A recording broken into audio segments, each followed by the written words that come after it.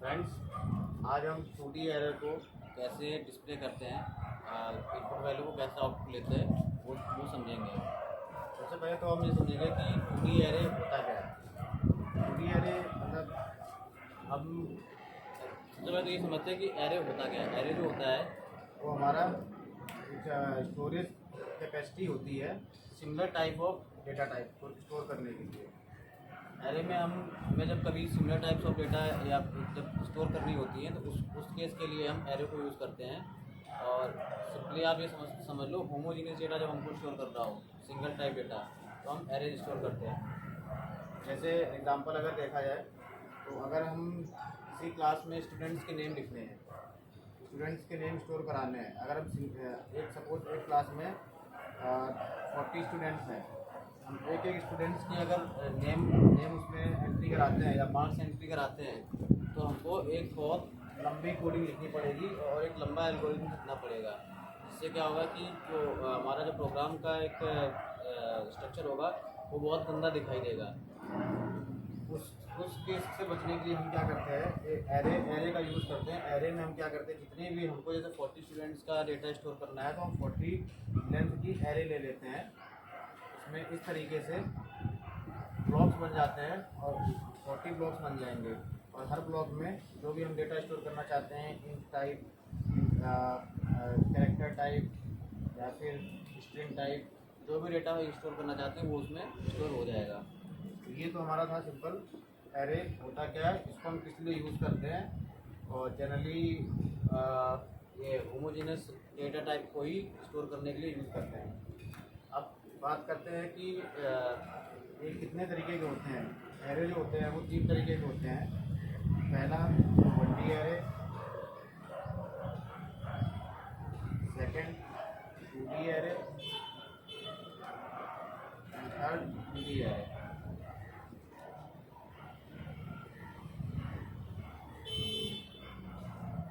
Generally हम 1D array 2D array इनका use करते हैं क्योंकि सिंपल जो छोटे प्रोग्रामिंग होती है उसमें हम 1D 2D एरे तक जाते हैं।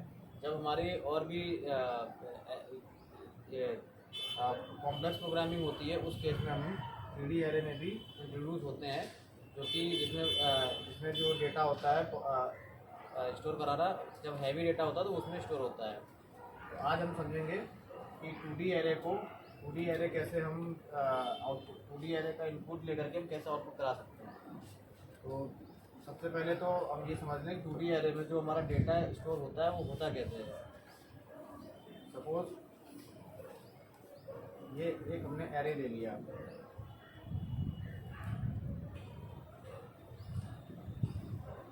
टूडी एरे में क्या होता है, एक आई और एक जे, इस तरीके से ये रन करते हैं सब कुछ। इसमें एक जो भी हम डेटा स्टोर करते हैं उसको फाइंड आउट करने के लिए उसकी एक इंडेक्स वैल्यू होती है। सपोज ये कॉलम, ये एक ब्रैकेट है और एक ये ब्रैकेट है।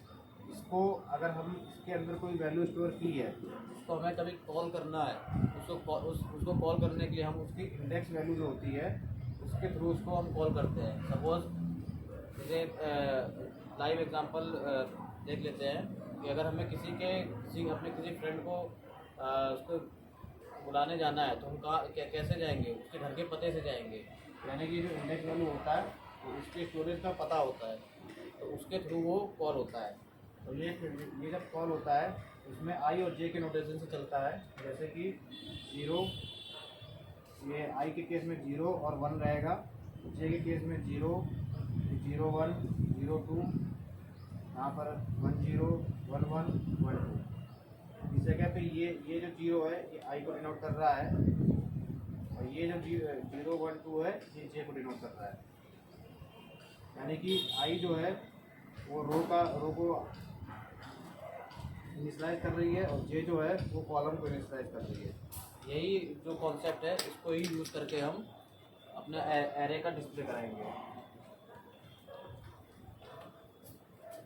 पहले मैं सिंपल इसका एल्गोरिथम लिखता हूँ, उसके बाद फिर मैं एक्सप्लेन करता हूँ कैसे कैसे उसका आउटपुट ले सकते हैं। सबसे पहले हम क्लास डिफाइन करेंगे, क्लास डेमो एरे। अब हम इसका मेन मेथड डिक्लेयर करेंगे, public static void main string array argument। अब हम एरे को इनिशियलाइज करेंगे। एरे की इनिशियलाइज कराते वक्त हमें दो तीन चीज़ों का ध्यान रखना है कि एरे वैसे इनिशियलाइज करने का, डिक्लेयर करने के बहुत से तरीके होते हैं, बट जनरली जो हम यूज़ करते हैं वो मैं अभी लिख के दिखा रहा हूँ, वैसे इस तरीके से करते हैं। इन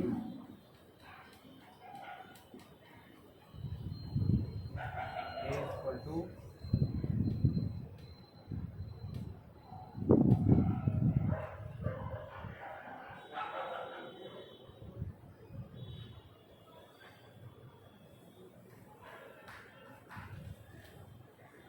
इसमें क्या है कि हमने इंट जो होता है, ये एरे की लेंथ जो होती है, लेंथ इंटीजर टाइप में होती है, इसलिए हम उसको एरे को हमेशा इंटीजर टाइप में ही डिक्लेयर करते हैं। दो ब्रेसेस जब हम 2D एरे बनाते हैं तो हमको दो ब्रेसेस लगा के डिनोट करना पड़ता है कि हमारा 2D एरे है। उसके बाद में उस एरे का क्या नेम है वेरिएबल दे करके ए इक्वल टू, और उसमें जो भी हमको डेटा टाइप स्टोर करने हैं वो हम डिक्लेयर कर देते हैं। डिक्लेयर करते वक्त हमेशा चीज़ ये ध्यान रखनी है, अगर 1D एरे है तो हम सिर्फ सिंगल ब्रैकेट में ही उसको डिनोट कर सकते हैं, लाइक ऐसे। अगर इनकेस हम 2D एरे बना रहे हैं, 2D एरे के केस में हमको ये चीज़ ध्यान रखनी है, एक ब्रैकेट में जो हमें एलिमेंट देने हैं वो next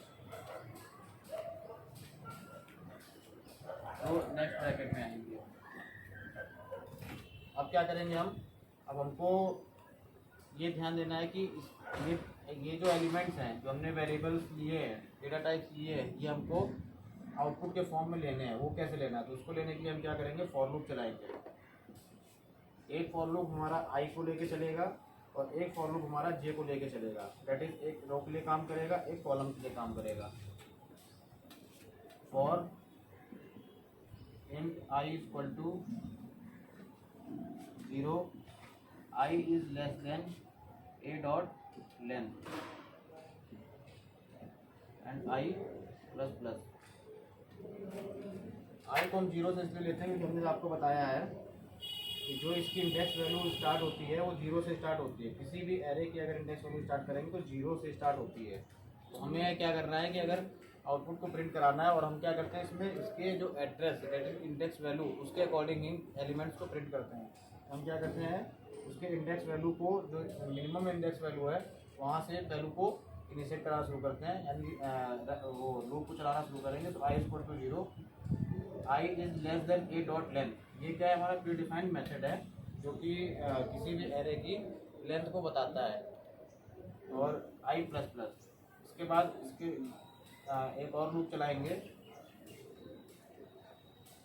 for int j equal to 0,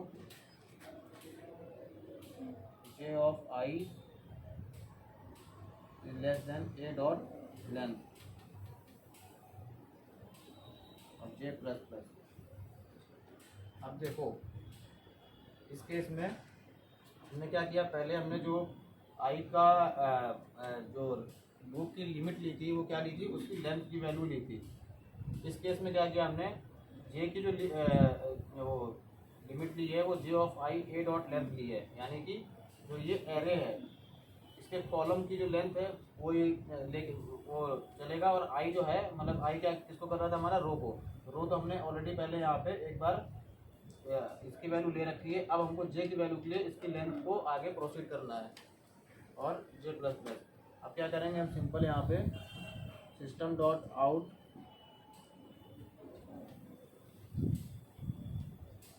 dot print और ए ऑफ आई जे,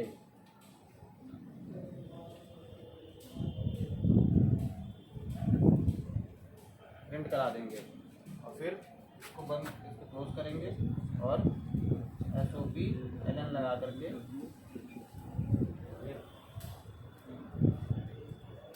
इसको क्लोज कर देंगे। तो ये हमारा एक हो गया इस फॉर लूप के लिए। ये इसको क्लोज करेगा ये हमारा ये फॉर लूप क्लोज करेगा, ये इसको फॉलो करेगा, ये हमारे मेन क्लास को क्लोज करेगा। अब मैं इसको आपको एक्सप्लेन करके दिखाता हूँ कि कैसे वैल्यू हमारी एरे के फॉर्म में डिस्प्ले कराएगा। सपोज हम एक 2D एरे ले लेते हैं।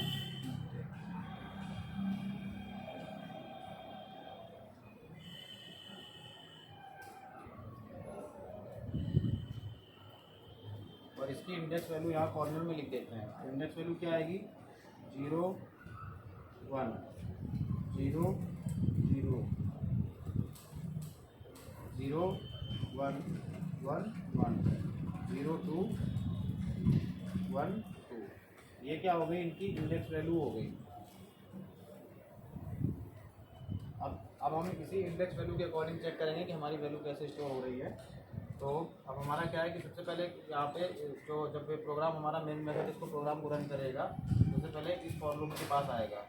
उस फॉर लूप में क्या आई हमारा कितना है? 0, यानी कि I equal to 0 and I is less than A dot length. Condition यहाँ पे इसमें कितने हैं? 1 और 2। रो हमारी कितनी आ रही है? 1 और 2 रो आ रही हैं। ये दो रो के अकॉर्डिंग तो हमारी क्या है कि आई की वैल्यू कितनी है? लेस देन ए डॉट लेंथ, यानी कि 2 से आई इज लेस देन 2।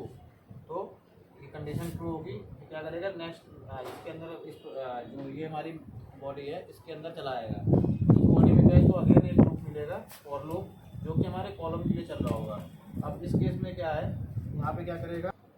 तो यहाँ पे क्या है कि इस जगह से हमारी आई की वैल्यू 0 हुई, यहाँ कंडीशन इसने चेक कराया, नेक्स्ट लूप पे आया, जे की वैल्यू कितनी हो गई? 0। अगेन ये चेक करेगा कि हमारे इसमें कितने कॉलम्स बनेंगे, और तो कॉलम जब चेक कराएगा तो जे ऑफ आई यानी कि जे ऑफ 0 मतलब J of 0 is less than second जो हमारा 2D एरे है उसकी लेंथ लेगा, यानी कितनी? 1 2 3 तो यानी ये 3 से कम है, तो J is less than 3। Condition true है तो जे की वैल्यू 0 किया, और इसके बाद में नीचे आया और सिस्टम और डॉट आउट ऑफ प्रिंट पे ए ऑफ आई जे यानी कि ए ऑफ 0 पे क्या करेगा? 1 को स्टोर कर देगा। नेक्स्ट फिर क्या करेगा? ये नीचे आया SOP LN, ये अभी इसके बाहर नहीं जाएगा। फिर ये क्या करेगा? फिर ऊपर गया, यहाँ पे जे की वैल्यू कितनी हो गई? जे इक्वल टू 1, क्योंकि इसने जे प्लस प्लस कर दिया। अब क्या हो गया? आई हमारी कितनी है? 0, जे कितना है? 1। कंडीशन क्या करेगा? यहाँ